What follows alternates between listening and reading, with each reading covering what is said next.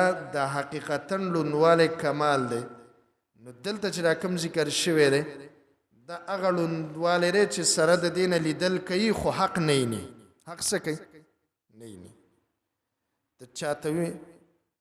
دا مسأله په قرآن کې بیانه شوې وایي په دې قرآن مولان پوهېږي وایي مونږ پې نه پوهېږي داسې وایي که نه وایي نو دا لونوالی شو که نه شو یوازې دا سترګې الله دې مولا له ورکړي چې الله د نسبه له تپوس کوي ته ورته څه وایې چې مولي صاحب ته قرآن حواله شوی او مولي صاحب ویلی چې دا مسأله داسې نه وه چې مونږ ویلی بس دا مولا ته ښه معلومه ده مونږ ته نه وه معلومه الله دې په دې نه پرېږدي بلکې الله به داسې خلک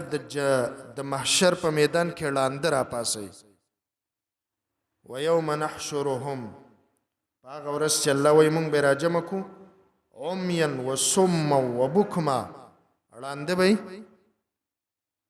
او دغه شان کاڼه به یې چاړېګان به او په بل ځای کې الله ویلی دی څوک چې په دې دنیا کې د قرآن نه ړوند شو فهو فی الاخرة اعمى دا سړی به هم په آخرت کې څه ومن اعرض عن ذکري فإن له معیشة ضنکا ونحشره یوم القیامة اعمى دا به ړوند پاسي الله وایي دا حال دا د کافرانو نه بیانوي دا د هر هغه چا حال بیانوي چې څوک د قرآن نه مخ اړوي د قرآن نه نصیحت نه اخلي که دا زنانه ده او که دا نارینه دی هر څوک دی نو دوی دي په شان د کڼو په شان بکمون دا ورپسې له به څه شی چاړاګان دا چاړهتوب هم څه نقصان نه دی که الله په یو بنده باندې ژبه یې ودروي او چاړه یې کړي دی په دې بنده امتحان دی خو که دا د حق نه چاړهوالی رالی څه معنا چې حقه مسله ورته ښه معلومه ده خو بل ته یې نه بیانوي نو ستاسو څه خیال دی دا خلک به د محشر په میدان کې چاړهګانې کني او دا نصیحت دی ټولو علماو طبقې ته دی طلباو ته دی هغه واعظینو ته دی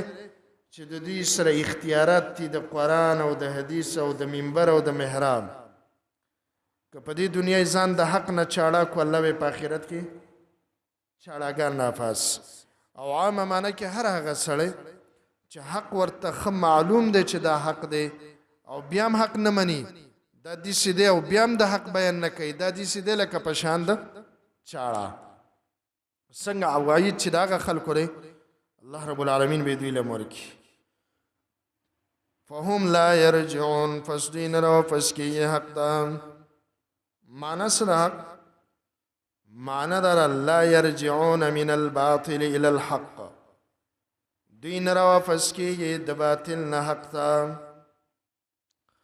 دا مخکې آیت داخلنی لفظ یو ځای کې نو دی نه یو عظیمه فایده معلومیږي مخکې وایي لا یبصرون اوس وایي لا یرجعون مخکې وایي لیدل نه کوي اوس وایي راواپس کېدی نشي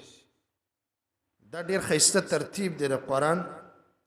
چې هر کله د سړي نه د سترګو نظر واغستو نو هغه به څنګه راواپس شي هغه خو یو طرف هم نه پېژني چې کوم طرف ته کنده ده کوم طرف ته هواره ده کوم طرف ته اور دی کوم طرف ته پیدې دي دا سړی به په پیدو نقصاناتو نه پوهېږي د چا نه چې الله بصارت واغست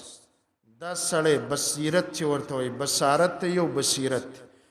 بصیرت د سترګو ظاهري نظر ته وایي بصارت څه ته وایي عقل ته عقل چې الله رب العالمین د انسان نه دا فطرتي عقل واغست نو دا به چرته هم حق ته او د دې نه یو مهمه فایده معلومه شو هغه دا ده چې کله یو انسان حق واوري او دته حقه خبره راورسي او دا د دې حق نه انکار وکړي دا داسې دی لکه د دقه منافقانو په شان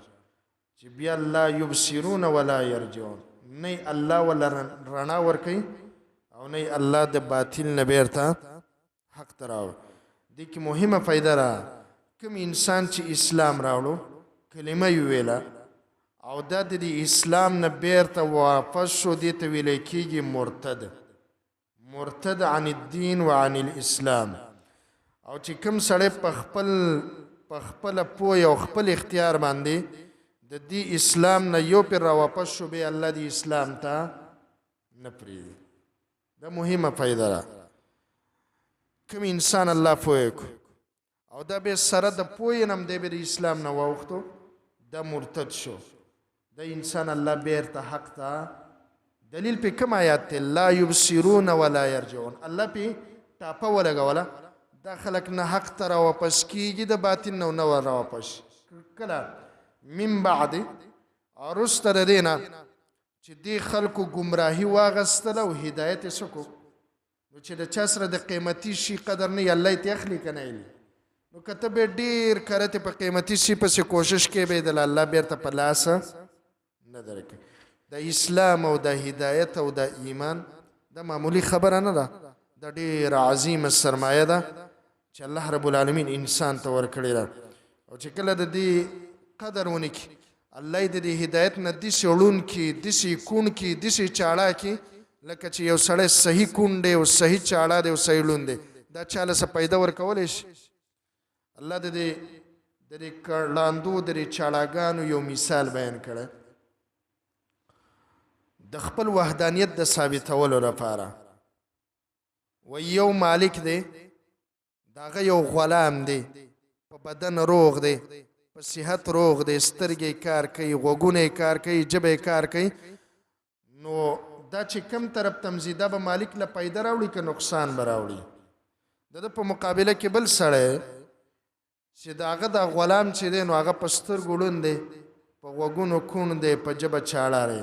وهو کل علی مولاه دا سړی په دې مالک همسې بوج دی اینما یوجه لا یأتی بخیر چې کوم طرف ته یې مولیږي څه خیره نه راوړي همدقه شان د مؤمن او د کافر او د منافق مثال دی د مؤمن مثال داسې دی لکه د دغه روغ غلام چې دا انسان د خپل رب ځان غلام جوړ کړي دا چې کوم ځای ته ځي دا به پیدا راوړي خو چې د خلکو غلام ځان وګرځو چې کوم ځای ته ځي دا به څه راوړي نقصان راوړي اخره کې مونږ ټولو ته نصیحت دا دی چې په حق باندې سترګې مه پټوئ په حق باندې ځان مه کڼوئ او د حق د بیان نه ځان مه چاړه کوئ ګنې الله به هم د دقه خلکو په شان وګرځوي الله دې مونږ د دې عذاب نه وساتي الله دې مونږ د دې رسوایۍ نه وساتي الله دې مونږ حق ته تسلیمېدونکي وګرځوي الله رب العالمین دې مونږ حق ته راوګرځوي أقول قولي أستغفر الله لي ولكم ولسائر المسلمين وآخر دعوانا الحمد لله